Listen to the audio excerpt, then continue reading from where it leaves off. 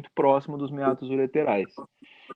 Então, a gente fez uma nova anastomose, e para esse paciente, como foi procedimento de 2 horas, anestesia geral sem intercorrências, e como o paciente apresentava os meatos ureterais muito próximos da linha de anastomose, a gente optou por lançar a mão dessa sonda vesical 18 fenestrada.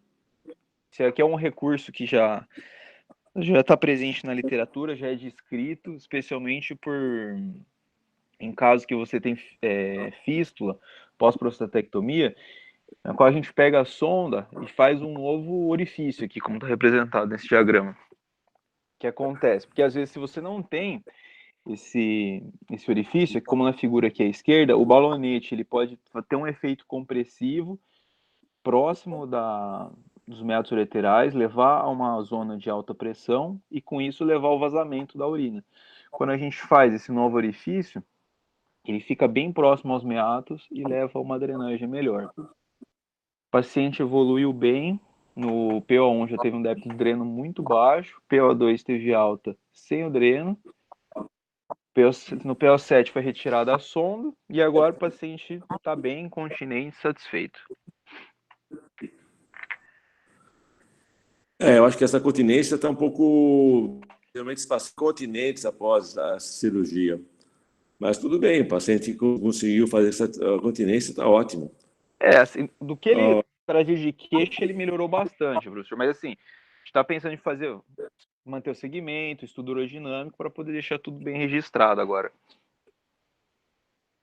Ótimo. Então, com sucesso. Cada vez mais está se tentando reconstruir o uretra. É importante não fazer várias urectomias, uma ressecção, que isso piora muito no local e dificulta a segunda abordagem. Tem uma discussão para fazer por via abdominal. Quando você faz por via perineal, o paciente fica incontinente total. Por via abdominal, alguns pacientes ficam continentes. Geralmente, os pacientes necessitam depois, se ficarem incontinentes, a fazer o esfíncter artificial, o sling pélvico não vai funcionar nesses casos. Então, é um caso que cada vez está aparecendo mais, esses casos de estenose, é uma possibilidade de treinamento. Carlos. Deixa eu ver. Pode falar. Eu acho assim, que essa é uma alternativa, mas é mais perto de uma aventura do que uma conduta. Porque você fazer uma ressutura numa situação dessa, e ainda o paciente pós-irradiado, a chance de não dar certo de estenose ou de fístula é muito grande. Eu acho isso aí assim, não dá para a gente imaginar que todo paciente que evoluir dessa maneira, uma das alternativas primeiras é fazer a ressutura. Eu não teria essa conduta como uma norma de tentar resolver casos desse tipo, não. Acho que isso é uma questão assim, in extremis. Essa é a minha opinião. Não, eu concordo com você. Não é a primeira opção fazer uma ressutura. Você vai fazer uma urectomia ou duas, mas não vai tentar fazer várias urectomias ou várias ressecções, porque você vai fazer mais fibrose perianastomose e dificulta o acesso depois à cirurgia. Existe uma tendência, no passado não se fazia essas ressuturas, existe uma tendência agora na literatura está mostrando que você pode recuperar. E muitas vezes vai precisar de esfíncter. Uma pergunta mais séria é a dificuldade de colocar o esfíncter. Se você faz por via abdominal, como você não tem nenhuma cirurgia perineal, você pode colocar esfíncter sem problema. Se você faz por via perineal, nova anastomose, você tem um pouco mais de dificuldade, porque já é uma área já operada, então você tem mais fibrose, mas você pode colocar o esfíncter sem problema. Os resultados da literatura estão sendo mostrados bons resultados. Mais uma pergunta, senão participa no próximo caso. Carlos. Beleza. Tem uma pergunta. Sim, Anselmo. Esse local da anastomose foi feita uma ressecção dessa fibrose? Foi feita uma plástica Y. Não foi ressecado, então? Foi aberto, e foi posto um retalho da parede vesical. Então, a YV. Isso foi descrito de uma técnica bastante antiga e o que tem sido a ressurgir nesses casos, você, por um tecido normal, numa área de estenose.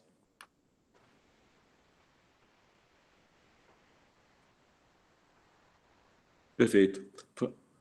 Fábio, Vamos lá, professor. Segundo caso, paciente CHP masculino, 24 anos, vem com queixa de ereção dolorosa há 12 horas. Paciente, então, 24 anos, branco. Esse aqui foi em outro serviço. Ele procurou o serviço já por ereção dolorosa há 12 horas, espontânea, falou que não usou medicação VO, injetável, sem uso de substâncias psicoativas, nunca teve nenhum episódio prévio semelhante, sem trauma prévio, e a última relação sexual foi há cerca de 7 dias. Sem outros queixas, sem comorbidades, sem medicações em uso e sem cirurgias prévias. Do exame físico, nada que chamasse atenção, além da ereção, e ele, ao ser admitido nesse outro serviço, foram feitos alguns exames laboratoriais, um HB de 11,2 e hematócrito de 33,6, sem outras características que chamassem atenção. Nesse outro serviço, ele foi submetido à drenagem, à punção para drenagem, mais lavagem com soro fisiológico, com adrenalina, por 2 vezes. Foi realizada aqui, eu deixei para exemplificar aqui a punção de Winter com corpo glandular. Só que, no entanto, ele, mesmo após essas 2 lavagens, ele evoluiu com recidiva e foi encaminhado via cross para o nosso serviço. Aí pra gente... Ok, quando ele chegou aqui na Unicamp, ele já estava com quantas horas de priapismo? Com aproximadamente 20, professor. Porque ele chegou na madrugada do domingo lá, e aí ele chegou pra gente de manhã, então em torno de 20 e poucas horas. Muito bom. Cássio, paciente com priapismo, já foi feito o Inter há 20 horas, qual seria a sua conduta? Bom dia.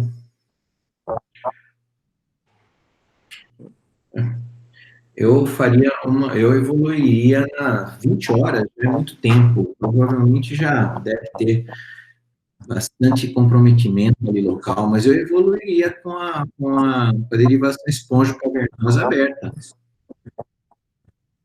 Acho que não. Mais distal ou proximal? Eu faria distal, perdão, faria distal. Ok. Muito bom. Então, como é que prosseguiu o caso, Fábio? Então, professor, nesse momento foi discutido o caso e foi optado por novamente realizar punção e lavagem com soro fisiológico e adrenalina. A gente até fez assim, o paciente não tinha história de trauma, nada, mas só para a gente deixar registrada, foi feito gasometria arterial e gasometria de corpo cavernoso, assim, sangue bastante característica venosa, né? E feita novamente a punção, sem sucesso, um total de 5 punções, né? Foram 2 fora e 3 aqui no nosso serviço. Ok. Então já passaram mais de 24 horas, já está ficando quase velha do que sucesso o tratamento.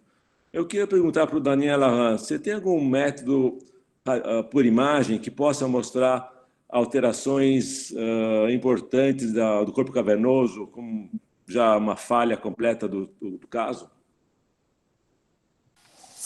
Bom dia. Nesses casos, a gente costuma avaliar com o Doppler, né, ultrassom com Doppler, para tentar avaliar velocidade e índice de resistência de artéria cavernosa e tentar detectar alguma fístula arteriovenosa. A avaliação, no caso, aí seria com Doppler, né, ultrassom com Doppler. Ok, Daniel, mas esse caso é um priapismo de baixo fluxo, não é de alto fluxo, então não tem provavelmente fístula. Mas eu queria saber, você tem um exame tipo ressonância magnética que pode dar informações quando ao estado do corpo cavernoso já está começando a ter necrose do tecido? Sim.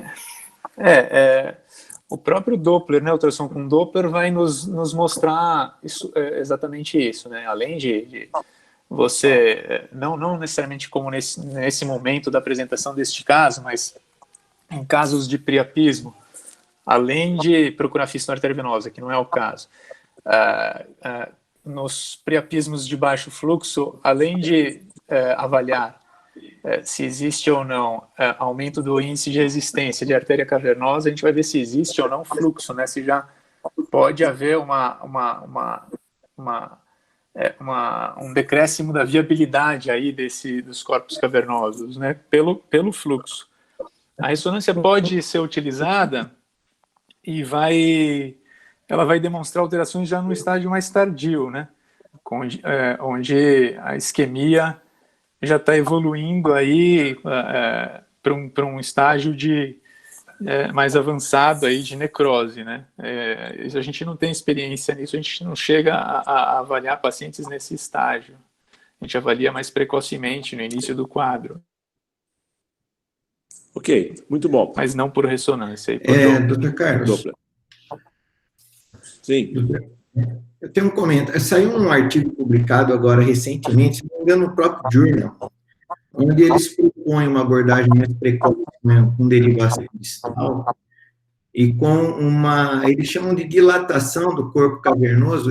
Pelo que eu entendi, é colocado uma vela fina e feito como se fosse um conduto no corpo cavernoso, o início de uma dilatação, para se tentar recuperar o fluxo, a circulação sanguínea ali.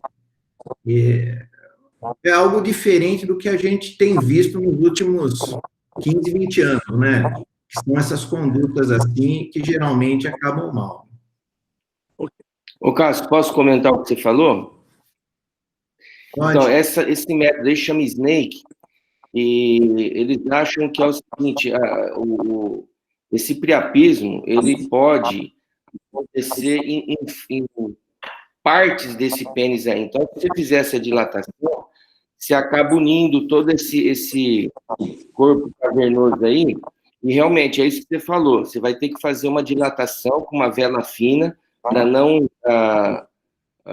danificar tanto esse corpo cavernoso, e com resultados melhores do que o Algorab que a gente fazia tradicionalmente.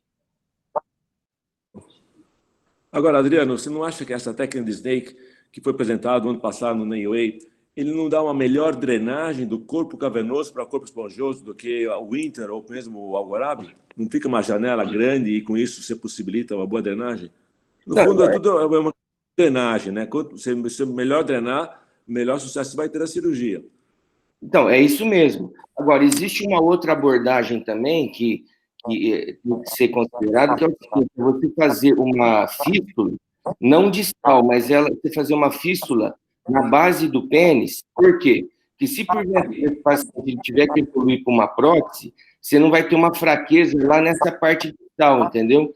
E assim, a cirurgia é praticamente a mesma. Porque quando você vai colocar uma prótese, você vai fazer essa abordagem lateral já, e você pode abordar até por essa incisão que você acabou fazendo. Pode ser até uma incisão pênis-escrotal.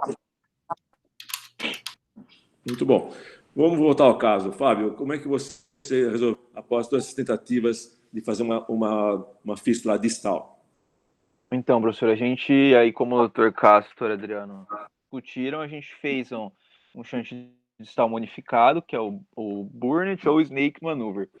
Trouxe algumas figuras aqui para exemplificar, para descrever o caso, né? Aqui temos o pênis ereto com as marcas da punção do Inter. Aqui já feita uma incisão transversa de 2 centímetros no dorso da glande, mais ou menos 1 centímetro distal ao sulco coronal. Foi dissecado, então, identificado a ponta, a extremidade dos corpos cavernosos, foram reparados, e a gente fez a ressecção cônica de aproximadamente 5 por 5 milímetros da bugina de cada corpo cavernoso, que os 2 fragmentos que a gente removeu. Após essa remoção, houve uma drenagem intensa de sangue venoso, mas assim, por ter essa descrição, também por ser um priapismo de bastante tempo de evolução, a gente fez, então, essa outra técnica, que a gente faz dilatação dos corpos cavernosos até a vela Egger número 8. Aqui já feita a dilatação, aí a gente faz o fechamento da nossa incisão na glande, com fio cromado, com Vicryl, 3 zeros. A gente tomou cuidado para não obliterar o espaço vascular e não fechar o nosso shunt. E foi isso, o procedimento durou em torno de 1 hora, sob raquianestesia, sangramento de aproximadamente 250 ml, e a gente deixou o paciente com sonda para conforto, assim, para início do pós-operatório, mas nenhuma alteração em uretra. O paciente evoluiu bem no PO1, foi retirada a sonda, PO2 ele estava estável, boa recuperação pós-operatória, e a gente pediu interconsulta do pessoal da hematologia. Convidei a doutora Sara Saad para poder comentar para a gente dos casos aí de priapismo, como é feita essa evolução, se ela puder falar para a gente. Bom dia, Sara. Bem-vinda à nossa reunião. Agradeço a disponibilidade de combinar com a gente os seus conhecimentos. Então, o grande problema desses pacientes, muitas vezes, é a anemia falciforme. E como é que nós fazemos, na entrada do pronto-socorro, a possível suspeita desse quadro e como é que vai tratar? Ok. Vocês estão me ouvindo? Perfeito. Bem.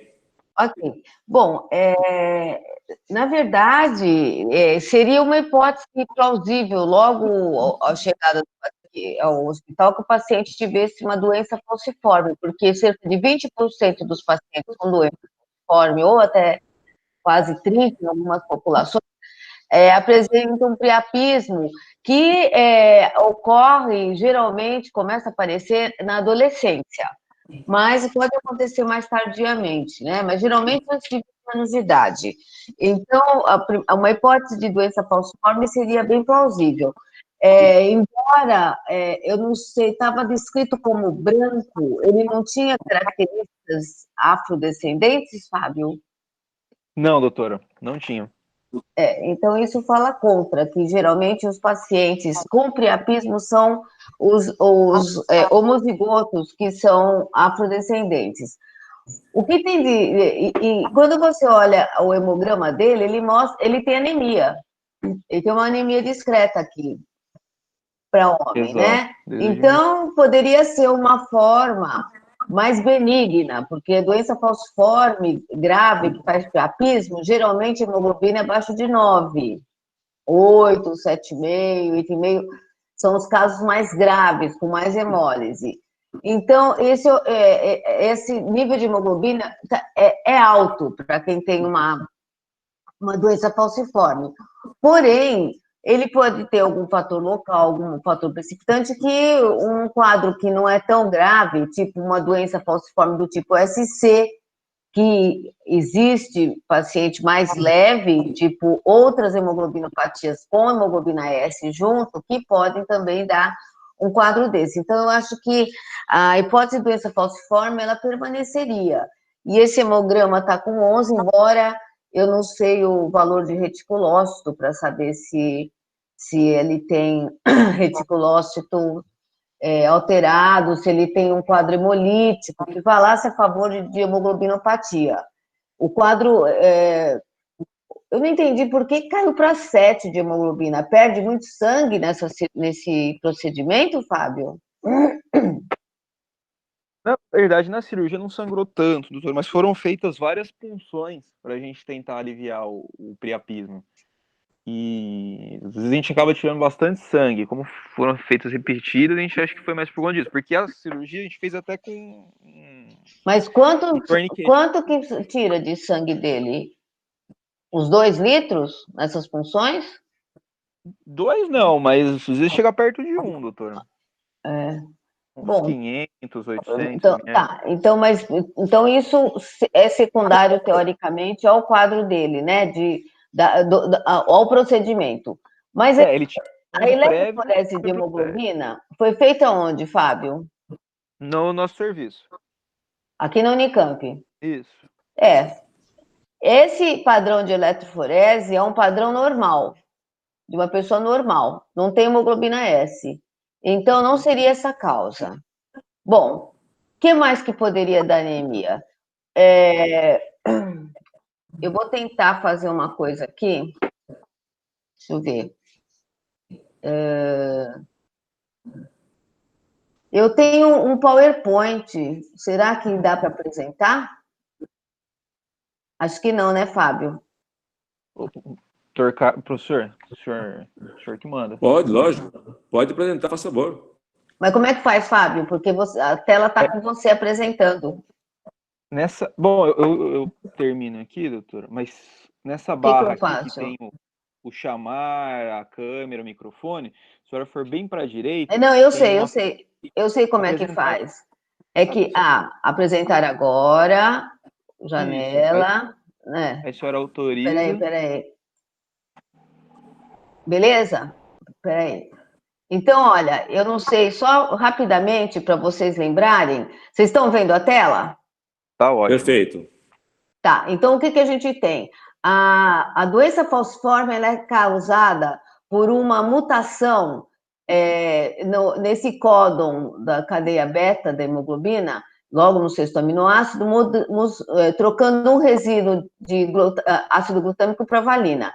Quando você tem a desoxigenação dessa hemoglobina, ela encosta uma valina com a outra, de uma cadeia com a outra, e forma uns feixes de polímeros dentro da hemácia. Então, a hemácia que ia ser um disco bicôncavo passa a ser ter a forma de foice.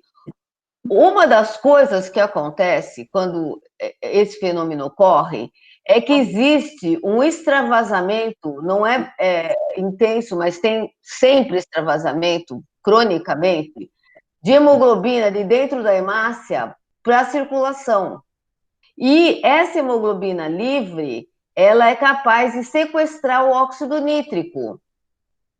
E, além disso, diminuir também a atividade de arginase. Então, o que acontece? Nesses pacientes, uma das coisas que acontece e que parece estar relacionado com o priapismo é a redução de óxido nítrico, que o óxido nítrico dá relaxamento de parede vascular, né? Que vocês e pode ter vasoclusão pulmonar, de artérias renais e também vasos penianos.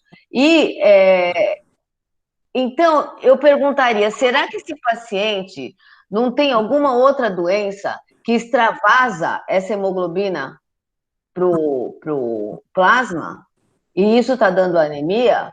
Então, a doença falciforme seria uma hipótese, claro, mas já que nós temos uma eletroforese normal, aí eu perguntaria se ele não tem uma outra hemólise intravascular que está causando isso. Por exemplo, hemoglobinúria paroxística noturna, que é uma doença que tem alteração da membrana da hemácia com perda de hemoglobina.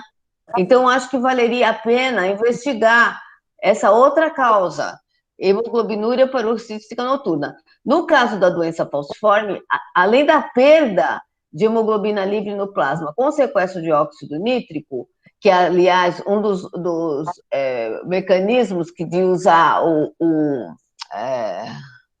eu esqueci, aquela droga tadalafila, que é um inibidor de fosfodiesterase 5, por isso que ele pode levar uma resposta, né? Existe também no falciforme o fenômeno da vasoclusão. Por quê?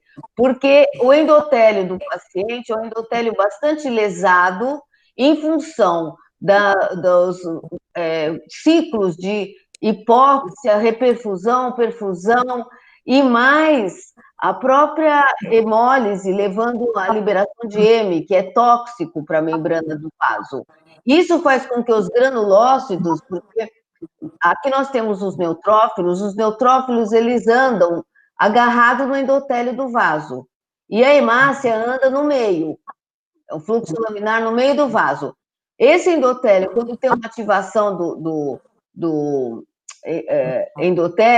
os neutrófilos, quando tem uma ativação do endotélio, assim como os monócitos, eles aderem mais aqui nessa parede, e eles podem até obstruir esse fluxo das hemácias, e as hemácias aqui, então, acabam tendo um fluxo diminuído com a vasoclusão, hipóxia e falcização. E várias moléculas de adesão estão relacionadas nesse processo. Aqui nós temos o endotélio do vaso e aqui as hemácias e as moléculas de adesão que estão relacionadas, então, que se ligam tanto ao endotélio como a presença do neutrófilo. O neutrófilo aqui no meio é bastante importante. Existe hoje um anticorpo, anti-P-selectina, que ainda não está aprovado para uso no mundo, chama crizanlizumab.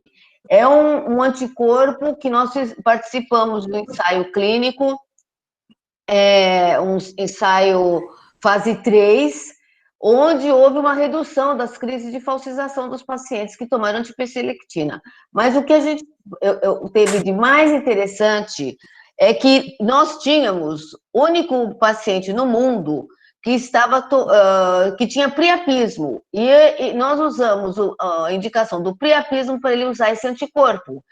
E ele teve melhora rapidamente, no mesmo dia ele já teve melhora do priapismo. Esse medicamento, como eu falei, ele é doado, né, para nós, ele manteve o uso da medicação porque ele teve resposta. Então, de acordo com as leis nacionais brasileiras, eles são obrigados a continuar a medicação, e o resultado foi muito bom, e ele é infundido mensalmente. Quando fica mais tempo do que quase 2 meses, ele começou a ter crise de novo. Na época que descontinuou o trabalho e a gente voltou a usar. E ele, por enquanto, ele é o único paciente no mundo ainda usando o crizanlizumab. Agora vai ter um novo ensaio clínico, a droga ainda não está aprovada para uso na prática médica, tá? Mas esse paciente respondeu. E agora nós conseguimos, com a Novartis, um uso compassionado dessa droga para os pacientes que têm priapismo. Então, nós já vamos incluir mais 6 pacientes, porque nós tivemos esse resultado bom. Porém, um paciente que eu tenho, que é gravíssimo, que o Adriano conhece bem, que é o Daniel, que é o caso mais grave que eu já vi, de todos que eu já vi, ele tomou o anticorpo e ele ficou bem uns 5 dias, 7 dias no máximo, depois ele piorou de novo. Mas, enfim, são algumas drogas que a gente pode usar, que é um anticorpo anti-P-selectina, que não sei se ele é tão bom assim, nós tivemos um caso que pareceu bom, e os doadores de óxido nítrico. Então, o Fábio, o que eu faria nesse caso, eu continuaria a investigação de anemia dele, porque está muito estranho, ele está com 11 de hemoglobina. Quer dizer, por que ele está com 11 de hemoglobina? Eu acho que a gente tinha que continuar a investigação.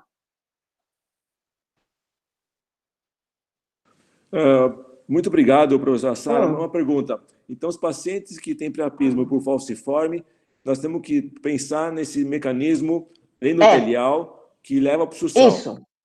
Então, não adianta a gente ficar fazendo tratamento cirúrgico, drenagem, que isso vai só voltar porque ele vai ser recorrente. Exato. Então, nós temos que realmente tratar a parte endotelial. Exatamente. A menos que ele tenha mais um fator, que é um trauma, alguma coisa junto, certo? Mas não adianta. Okay. Na verdade, o que eu tenho pedido, uma das coisas que pode funcionar é uma hidratação copiosa no paciente jovem, porque o paciente mais velho que eu digo acima de 30 anos, para nós falciforme com 30 anos já é velho, ele pode fazer insuficiência cardíaca. Então, não pode... A hidratação melhora o quadro bastante, eventualmente a gente troca sangue dele, mas isso é discutível se vai responder ou não, eventualmente sim. Tem pacientes que a gente mantém sob transfusão crônica para deixar a hemoglobina S baixa, para evitar... Então, existem, por exemplo, o uso de alfa-adrenérgico, mas que a gente não tem aqui no Brasil. Oral, de longa duração. Também tem trabalho mostrando que tem uma certa melhora. Então, Sara, a sua recomendação, paciente que vem no pronto-socorro de cor não branca, primeiro, mesmo que fazer toda coleta de sangue, sempre demora um pouco fazer eletroforese de hemoglobina. Demora, 2 dias. Então, nesse período, o paciente jovem fazer uma hiperidratação, que seria um primeiro cuidado, mesmo sem ter o diagnóstico, como uma primeira conduta. Essa é a sua recomendação. Isso. E Depois de 4, 5 horas, né, a urologia tem que intervir com irrigação. Aí, a gente não pode também ficar esperando 12 horas. Não, drena. Não, drena drenagem, e hidrata. exatamente. Exatamente. Isso, inclusive, eu fiz um protocolo que eu deixo no pronto-socorro que fala isso, chama a urologia, faz um cálculo se depois de 4 horas ele ainda está com priapismo, tem que chamar a uro, mas o pessoal aqui, o Adriano, ele tem uma ampla experiência em conduzir esses pacientes, né, que são pacientes bastante graves, e a maioria caminha para impotência. Esse é um problema sério. Talvez com a antipeselectina a gente consiga melhorar.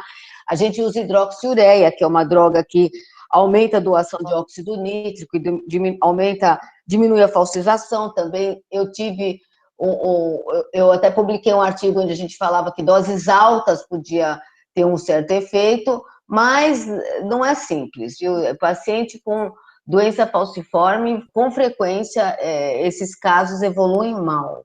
Agora, o que eu faria o Fábio, seria fazer uma investigação, você pode até mandar para a gente, mas você pedir reticulócito, bilirrubina, aptoglobina, para ver se ele tem um quadro hemolítico crônico, porque aquela hemoglobina me chamou atenção, 11. Eu já tenho... Sim. E às vezes ele tem uma outra doença, que não é essa, mas que vaza hemoglobina para o plasma, você entendeu? E aí a gente tem que investigar mais profundo. Tipo Perfeito. A tal da hemoglobinúria paroxística noturna, que está associada com priapismo. Tá, joia. Muito obrigado. Ok, professora Sara, muito obrigado pelos seus ensinamentos, foi muito interessante a sua explicação da parte endotelial, e muito obrigado. Bom. Eu acho que isso faz nós pensar um pouquinho mais e mudar um pouco nossa conduta. Que bom. Obrigado. Tá, obrigada a vocês. Obrigado, doutor.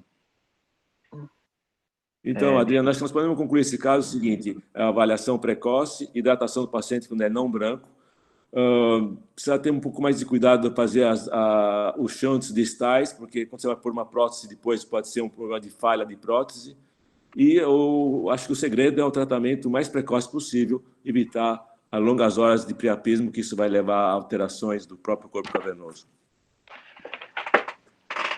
Sem dúvida, eu acho que é tudo isso que a professora Sara colocou, de ter esse diagnóstico precoce, a avaliação precoce, porque assim, se você deixar muito tempo esse priapismo, aí você muda tanto o ambiente celular ali que você não vai conseguir fazer nada, nem com fenilefrina, norepinefrina, seja lá o que for, aí você tem que ter método mecânico, né? E lembrar também, dentro de uma pergunta que o Marcelo falou, quando nesses casos que você intervém a ponto de colocar uma prótese, né? A gente sabe que acima de 36 horas, você acaba tendo uma lesão extremamente importante aí do corpo cavernoso, com necrose e consequente fibrose, que se você deixar essa fibrose para você colocar uma prótese posteriormente, geralmente 3 meses depois, a colocação é muito difícil. Então, nesses casos em questão, acima de 36 horas, havendo o consentimento do paciente, da família, explicando direitinho que existem vários problemas advindos da colocação da prótese nesse momento, aí você coloca a prótese. E um dos problemas que a gente tem que colocar, quando vai colocar a prótese nesse paciente em priapismo, é uma incidência maior de infecção periprostética. Então, você primeiro dá antibiótico, copiosamente não, dá antibiótico de largo espectro aí, voltado aí para estafilococcus, e aí coloca a prótese, mas assim, uma indicação muito precisa, não vai colocar em todo mundo não, e lembrar do aspecto médico legal do negócio aí. Muito bom esse caso. Fábio, tem mais um caso de discussão? Temos, professor. Não, só para terminar, o paciente evoluiu bem, a anemia a gente teve que transfundir, teve alta e agora ele está tendo, já está no PO 90, está tendo ereção com necessidade do uso de tadalafila, mas está bem e a gente vai prosseguir agora com essa investigação da anemia, como a doutora Sara sugeriu aí para a gente. Beleza. Bom, próximo caso. Paciente RAF masculino vem queixa de lesão em pênis há 3 anos. Fala que já vem acompanhamento, refere uma biópsia, mas que ele não trouxe o laudo para a gente, com balanite, desculpa, saiu errado aqui.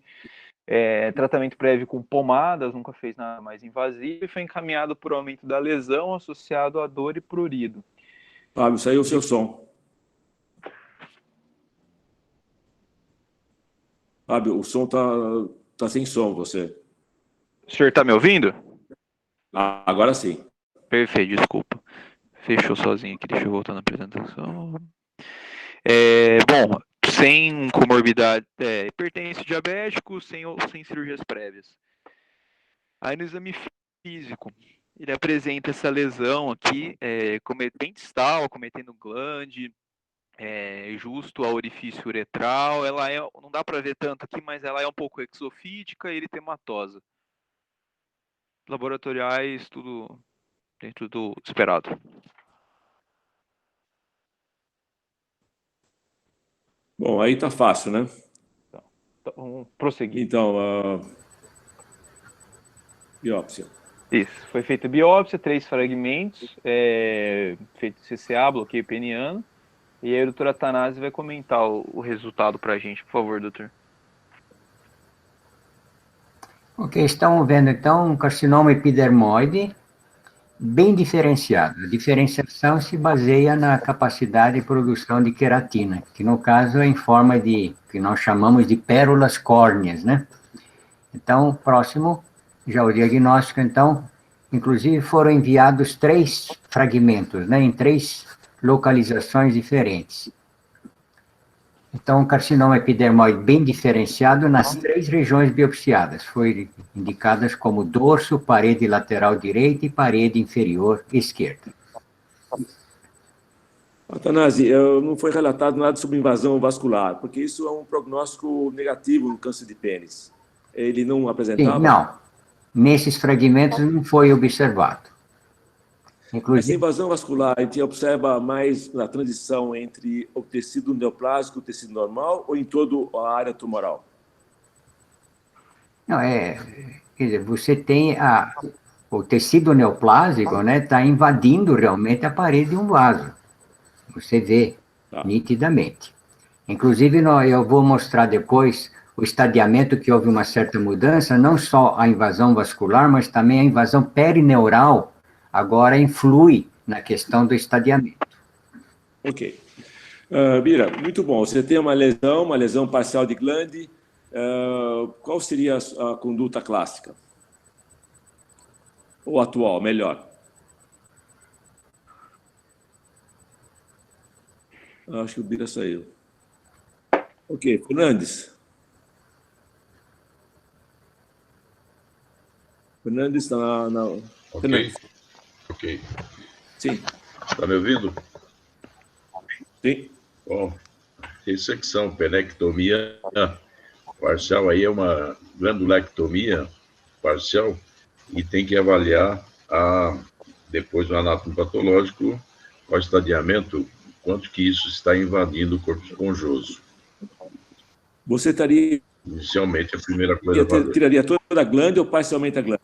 Não, pela característica que eu vi de imagem, parcialmente. Se puder manter, né, parcialmente. Perfeito. Ótimo. Claro que isso, o momento ali, você vai avaliar, né, como que fica a glande, e às vezes você tem que ressecar mais. Muito bom. Fábio. Então, tudo bem, professor. Para a gente só completar o nosso estadiamento pré-operatório, foi inicialmente solicitado uma ressonância magnética de pelve. Aqui, à esquerda, temos um corte axial, T2, e à direita, corte coronal, em que é possível ver uma lesão infiltrativa mal delimitada, localizada na porção ventral da glande, infiltrando o corpo esponjoso e mantendo íntimo contato com o ósseo da uretra. Aqui, na sequência T1, pós-contraste também, possível evidenciar a lesão com discreto realce pelo meio de contraste. E, finalmente, aqui a gente consegue ver no corte axial da pelve, à direita, no destaque da seta vermelha, um linfonodo inguinal profundo, levemente irregular, de sinal heterogêneo e suspeito para neoplasia. Ele também tinha muitos outros linfonodos, mas de pequenas dimensões, a gente acabou não destacando aqui, que daí pode ser inflamatório, inespecífico, só isso que chamava atenção para ser neoplásico. Foi solicitado também uma toma de tórax e abdômen, trouxe os cortes para representar, sem nenhum sinal de doença à distância, exceto a linfonodomegalia. Eu queria perguntar um pouco para o Tiago Penachim. Muito bonitas imagens dessa ressonância magnética. Não é habitual a gente fazer ressonância no câncer de pênis. Uma porque os gânglios são inespecíficos do ponto de vista radiológico, mas no próprio tumor, o que isso pode te ajudar? Você tem assim uma precisão até onde chega o tumor ou uma ideia da extensão do tumor? Qual seria o que nós podemos tirar mais dessas imagens? Bom dia a todos, como vai? Sim, a ressonância magnética, porque pelo fato dela ter uma resolução de contraste bastante grande, ela consegue... Essa resolução de contraste significa que ela tem diferentes tons de cinza, né? Então, as características biofísicas do tecido tem representação na ressonância magnética de maneira bem mais clara. As diferenças biofísicas do tecido têm representação de maneira bem mais clara. Então, a pergunta, diante dessa característica da ressonância, a resposta para essa pergunta é sim, porque a ressonância permite identificar a extensão da lesão, a relação da lesão com a túnica, enfim, com estruturas mais profundas, além da derme e epiderme, é basicamente isso. E com relação aos linfonodos, a ressonância magnética ela tem a capacidade não só de identificar o tamanho dos linfonodos, mas as características. Existem características agressivas dos linfonodos, assim como na anatomia patológica, a visão macroscópica pode fornecer isso, como irregularidade dos contornos, ou contorno arredondado, ou heterogeneidade do sinal, independente de ser um tamanho normal, pode representar acometimento secundário de linfonodos inguinais, que a gente sabe, muitas vezes, estão aumentados por outros motivos. Ok, muito bom. Então, esse linfonodo que é redondinho e pequeno, você acha que é metastático?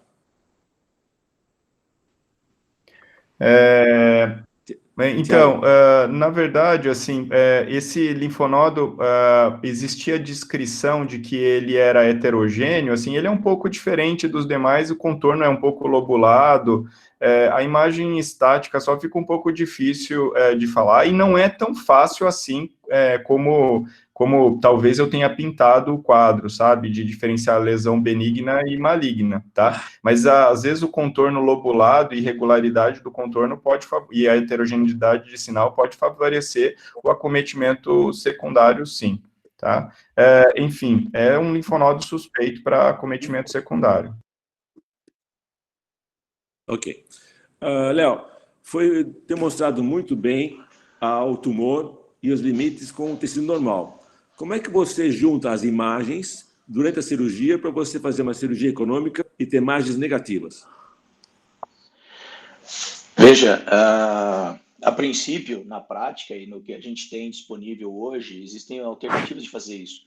Mas você, clinicamente, consegue, uma vez tendo sido guiado por essas informações da tomografia, você, de forma cognitiva, né? Você faz essa cognição no intraoperatório.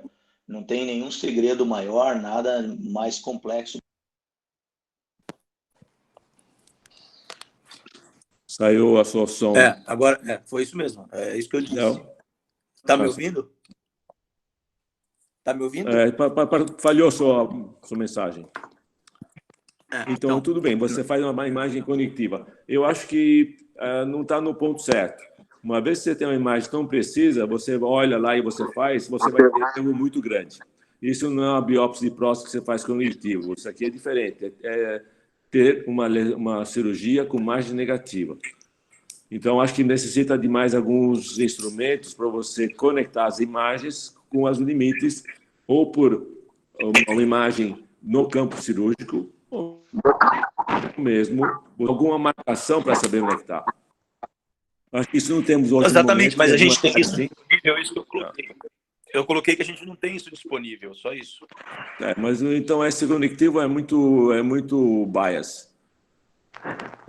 Elba, você gostaria de comentar alguma coisa sobre medicina nuclear nesse caso? Bom dia, Elba.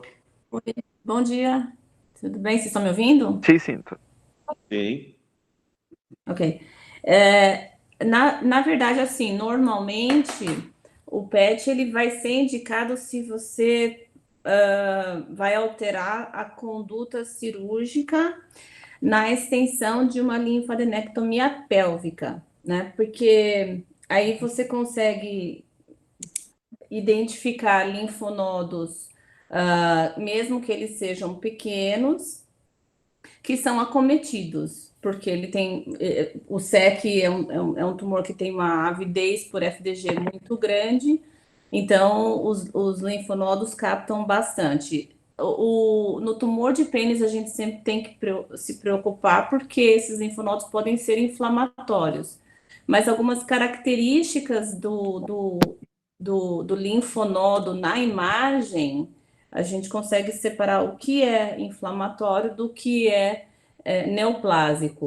Um linfonodo metastático, ele acumula FDG e tardiamente vai aumentando o acúmulo. Um linfonodo somente inflamado, a captação diminui. Então, a gente pode ajudar nesse sentido, se você está pensando em uma conduta cirúrgica, extensão dessa linfadenectomia. Ok, Fábio. Foi feita a penectomia e a linfadenectomia.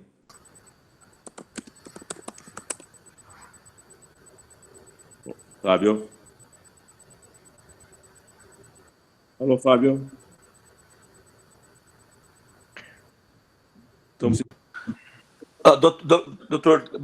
Doutor Badani está disponível, está esperando alguém deixar ele entrar na reunião. Ele está aguardando, alguém precisa liberar a entrada do Dr. Badani na reunião. Ok, então, como tem um professor convidado dos Estados Unidos, vamos interromper esse caso, a gente pode voltar na próxima reunião, e vamos escutar o professor Ketan Badani, que vai falar sobre nefrectomia parcial nos casos de câncer de próstata, e acho que temos que dar preferência ao professor Badani. Fábio, quem pode dar autorização para o professor entrar?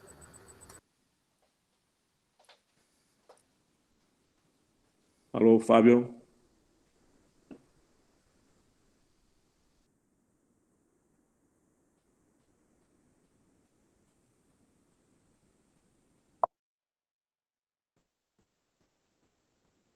Ok, o Fábio está vendo a conexão para poder autorizar o professor Badani.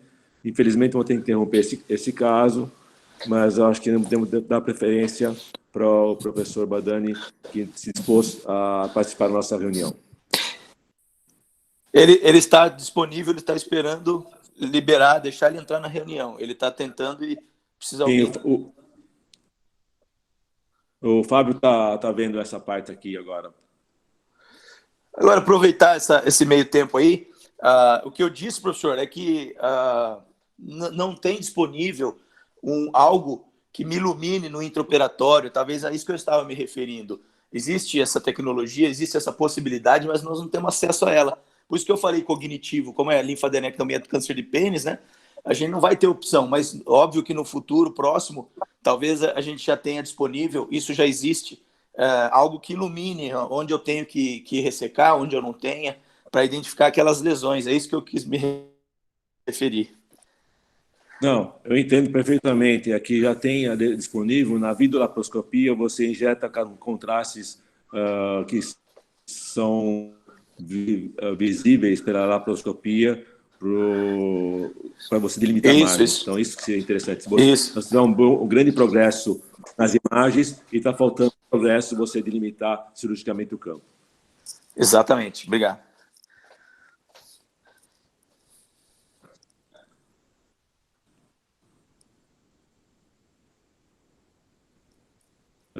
Fábio, como é que está a conexão com o professor Badani?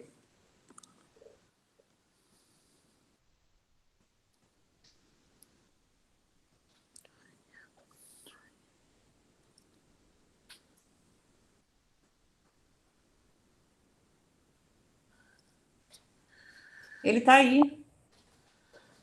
Ele tá? Hi, Dr. Badani. Ah, verdade. Can you hear me?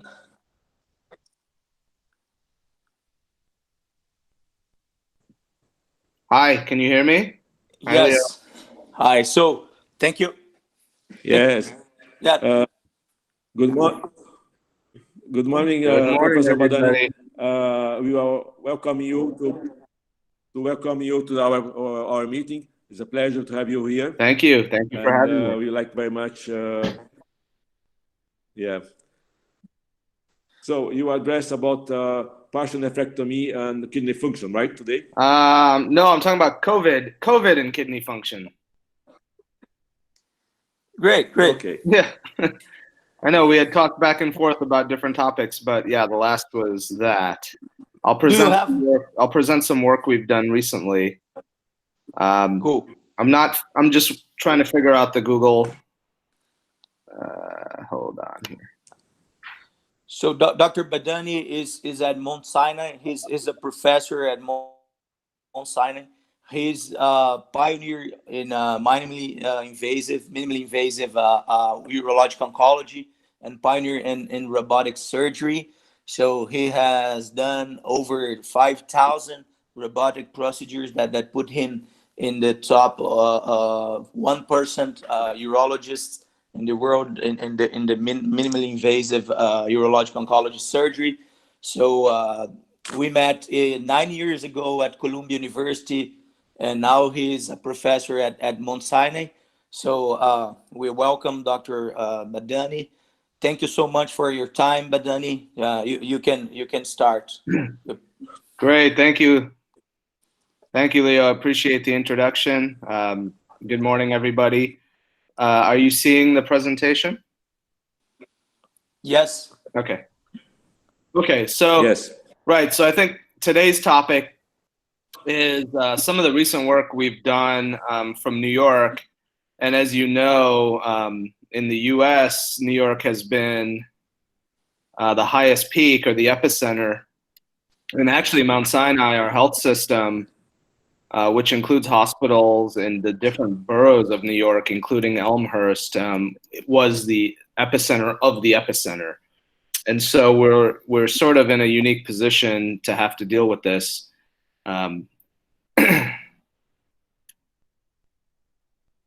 Early on, during when this pandemic started, there were all these reports in the US and then starting globally on sort of all these patients having kidney problems.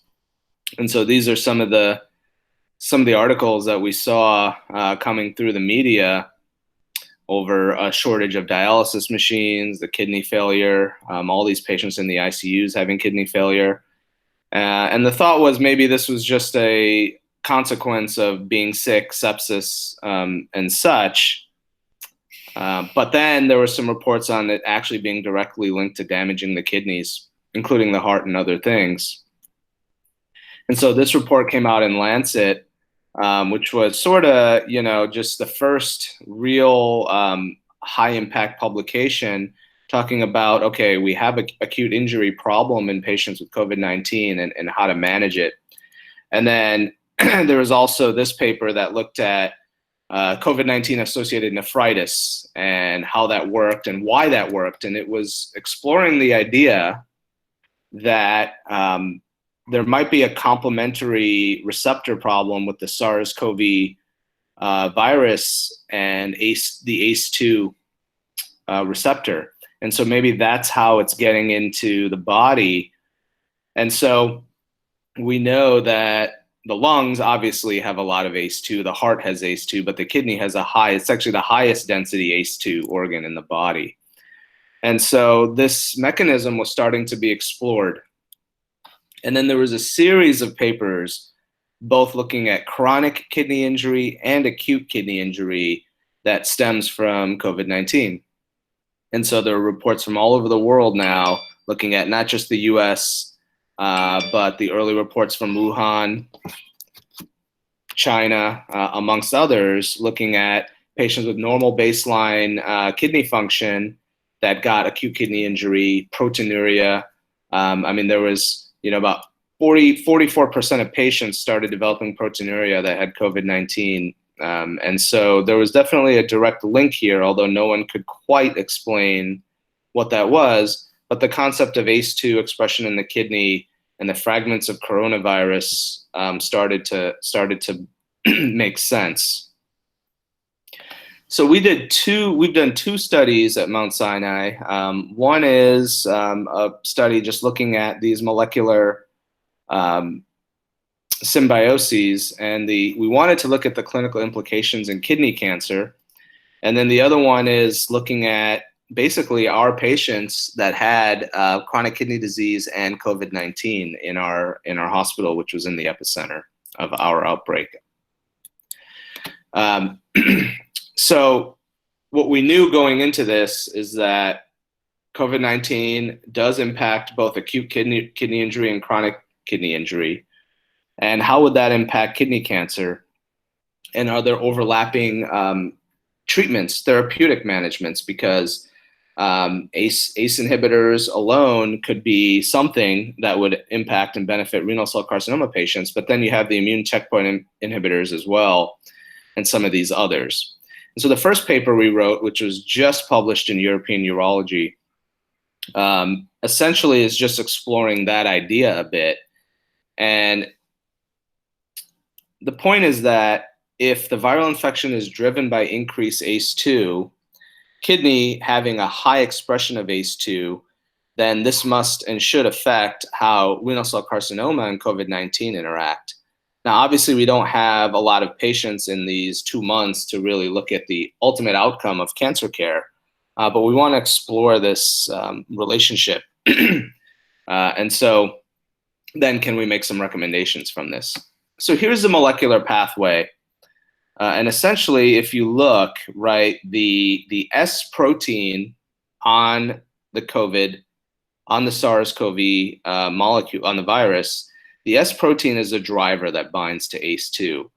And we know that ACE2, which you see in the blue Pac-Man looking receptor, we know that ACE2 is highly expressed in the kidney. Specifically, it's in the podocytes of the proximal tubule. There's also a relationship with TMPRSS2, and so there is some work in prostate cancer right now looking at how TMPRSS2, our prostate cancer researchers are looking at how TMPRSS2 plays into this process as well. But ACE2 is the driver, and this S protein is how it gains entry in the proximal tubule of the kidney. So it's one of the entry sites of COVID-19, assuming that it gets into that part of the body. And so then, we have good evidence that the viral infection affects the kidneys directly, causing renal disease, right? So we see 40% of patients that have it do have renal disease, higher risk of death, proteinuria. And kidney cancer has actually has a higher incidence of ACE2 receptors. And so it's possible that patients with renal cell carcinoma have an increased risk of systemic entry, blood, SARS-CoV being in the blood. Dr. Badani, just a second. Yeah. I can't see your slides because I think you're not in the presentation mode. I'm not sure if all the people are seeing the same, but looks to me that you are not in the presentation mode. So I see your slides, but not taking the whole screen. So just click in the presentation mode if it's just a problem for me, or can you check this, please? I am in presentation mode. Let me stop sharing. Okay. Did they go away now? Yes. Okay, let me try presenting again. Just because it's everything perfect, but we would like to see better all the slides because it's very interesting, and we want to follow you when you talk, and we see because you have nice slides. Let's try again. I'm going to try sharing in a different way. I'm going to share my whole screen, and let's see if that, is that any better? Great. That's perfect. Thank you. You seeing the whole thing now? Yeah. Okay. Yes. Okay, good. So anyway, so you saw the mechanism, or do you want me to go through this again? Leo, you're able to see the mechanism? Yes. Okay. Yeah. Yes. Yeah, so that's the entry point. And so anyways, one of the things we saw, and I'll show you the data, is that because ACE2 is a route of entry through the kidney, actually patients with end-stage renal disease or on dialysis have a protective effect because there is no entry point there. And so the real target patients, the ones that are highly susceptible, are the ones that have baseline kidney disease, but not our end-stage renal disease, right? And they're the ones that are at high risk for acute kidney injury.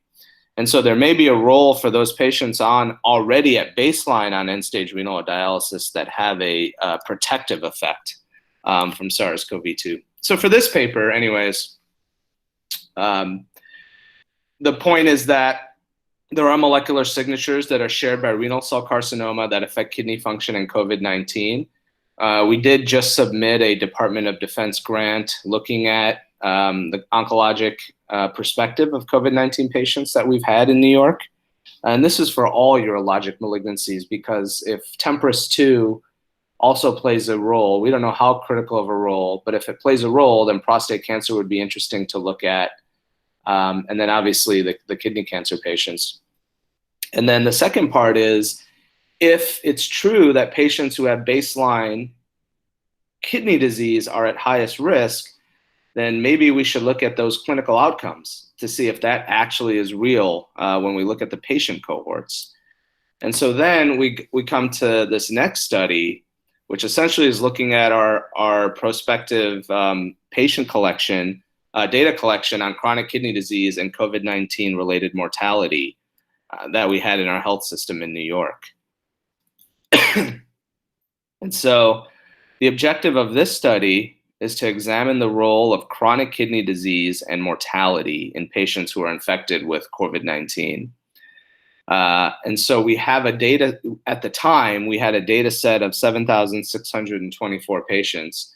That data set is now, again, things move very quickly, as you know, in Brazil also, to double. So we're nearly 15,000 patients in the database now. But of course, the data is most mature for the early set of patients.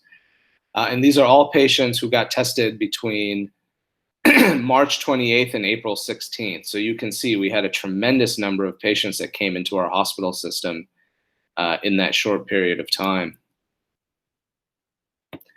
So the real questions we wanted to try to answer is, are there differences between patients who have baseline kidney disease and those who don't?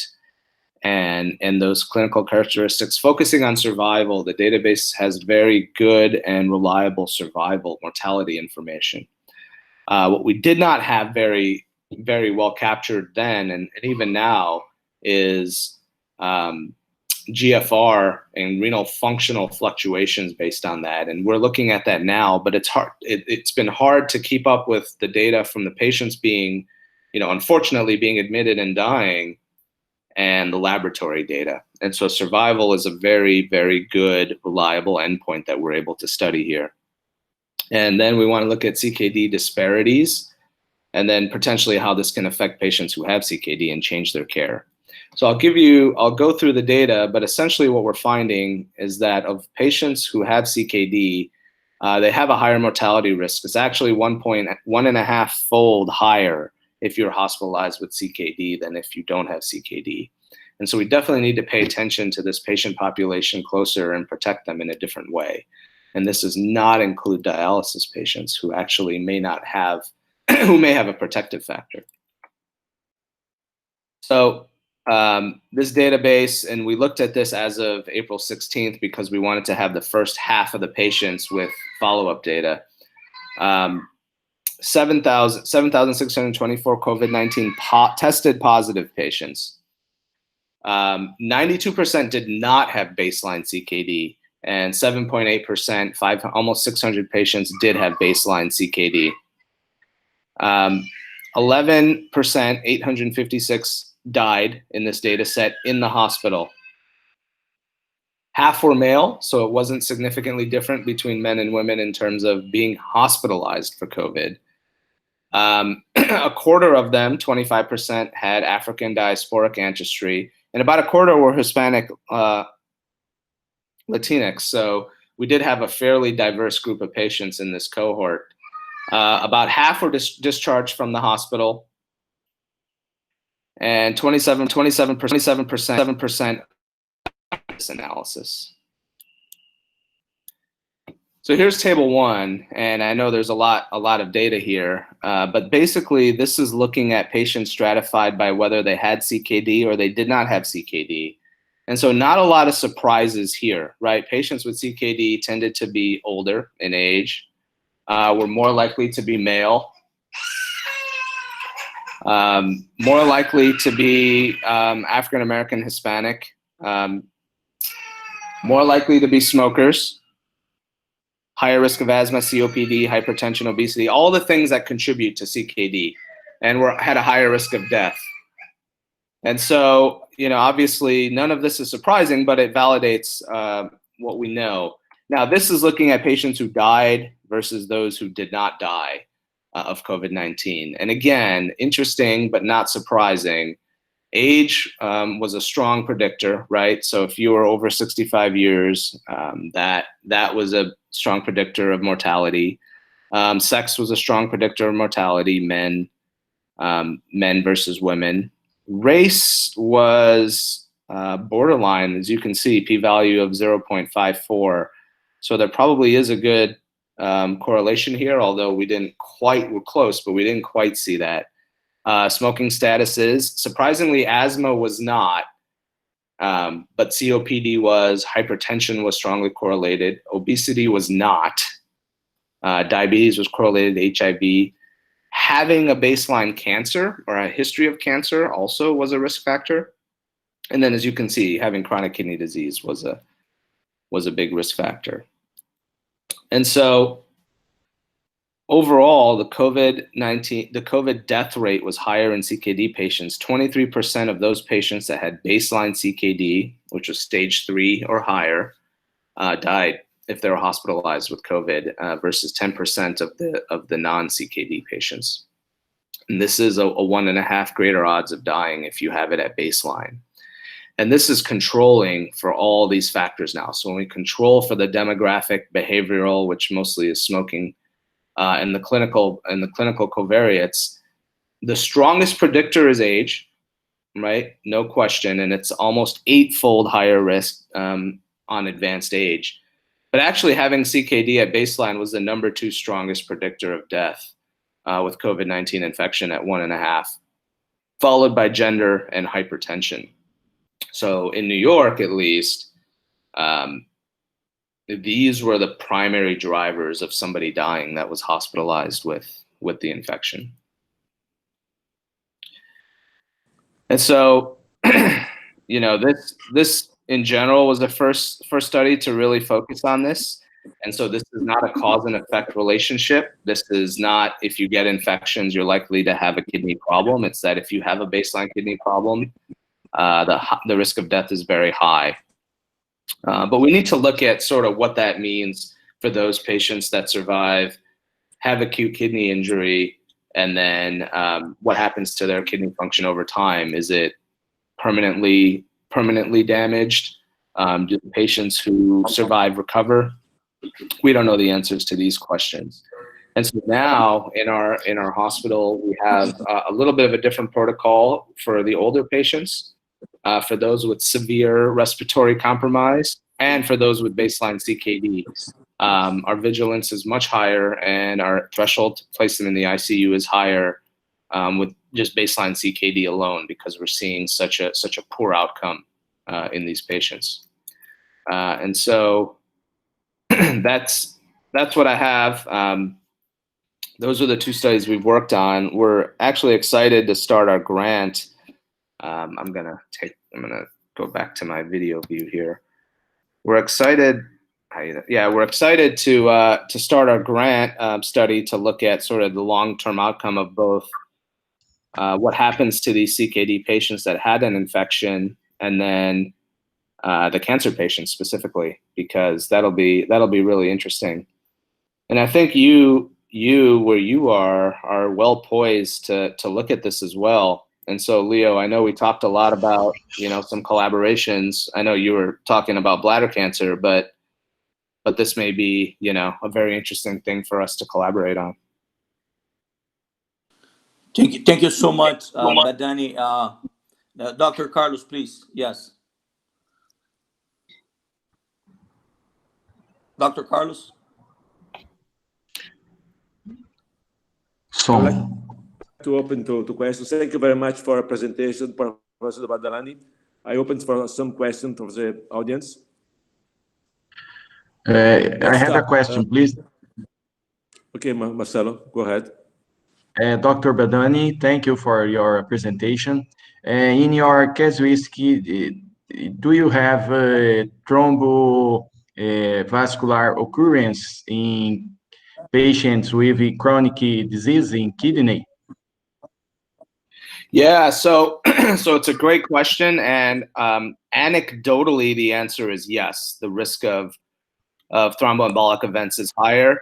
That was not, so remember when this pandemic started, that wasn't even a recognized complication of COVID-19. And so now we recognize it, but the capturing of that data and the data set was very poor because we didn't even know that was a phenomenon. Now I'll tell you though that patients that have baseline CKD and those that are ICU admitted do go on to low molecular weight heparin for a month or so post-discharge. They stay on it at home, actually. Okay, thank you. But yeah, we just didn't capture it very well. Okay, thank you. Yeah. Professor Badalani, we have in our department very high program about kidney transplantation. So with this disease, COVID-19, we need to hold this program because increase the risk of death? So, this question has come up in various countries, actually. I've been on similar calls.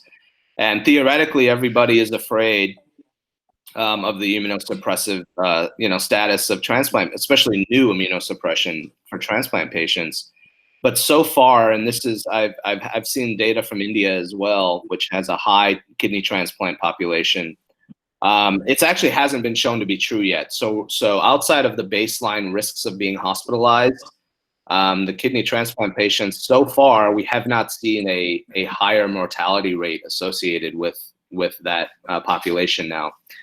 It's a small group because we stopped doing them for a period of time. So there was about a 5-week period of time, no kidney transplants were happening.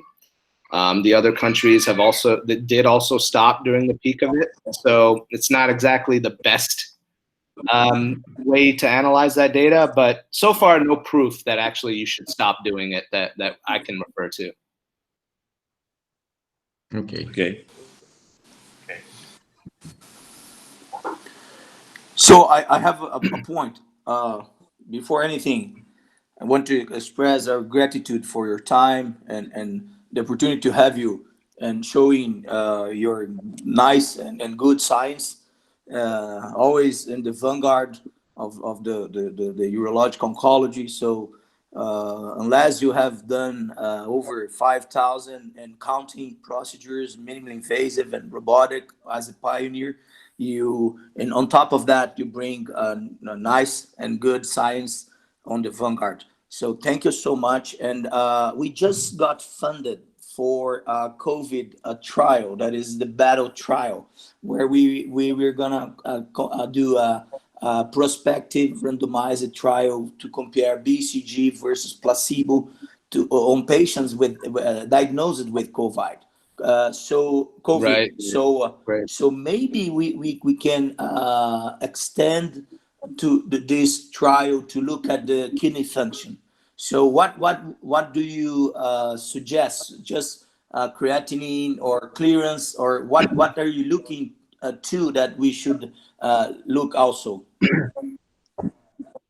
Yeah, I mean, it would be if you have the ability to change it still, then it may be very interesting to look at baseline kidney function in patients before they got the infection or before they get BCG.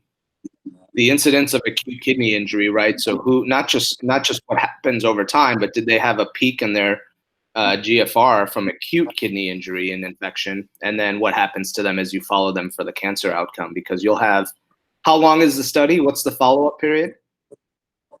It's just short term, like 45 days for the immunology point of view. But clearly we can add more aspects to that. Just change in the ethics point of view to make it happen, and the patients agree with that. But that's easy. Just yeah, I mean that's clinical follow-up. So yeah, there's no intervention. So yeah, that shouldn't be difficult to incorporate. But I mean, you want to know both the acute and the chronic renal function status after. After this, obviously the BCG effect is very interesting to study. It doesn't have anything to do with kidney directly, but you have a very captive cohort of patients you could get this data from, no question. More questions for the audience, please? Okay. Anyone want to? Thank you.